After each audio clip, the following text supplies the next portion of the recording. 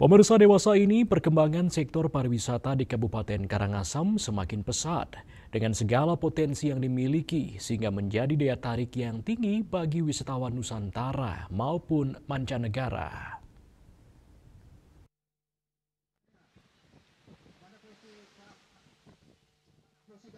Seperti halnya di desa adat Buk-Buk yang memiliki pemandangan laut yang luar biasa, sehingga memantik kedatangan wisatawan asing maupun Nusantara.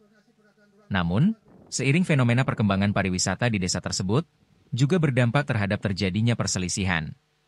Untuk mewujudkan keamanan dan ketertiban masyarakat, Kamtibmas, di Tintelkam Polda Bali melakukan simak rama bersama prajuru, tokoh masyarakat dan warga desa adat Buk-Buk.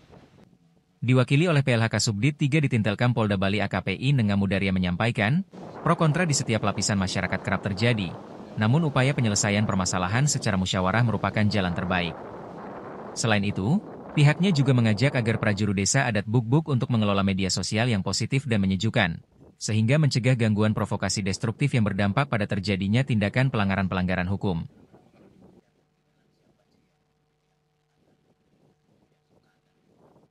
Perwakilan dari prajuru desa Buk-Buk mengucapkan terima kasih atas perhatian Polda Bali terhadap desa adat Buk-Buk dan bersedia menjaga situasi Kamtibmas yang kondusif.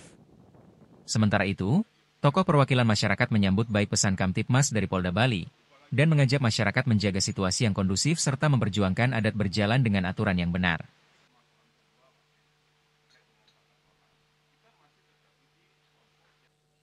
Di akhir kegiatan dilaksanakan penyerahan sembako simbolis kepada perwakilan masyarakat. Andika Bali TV.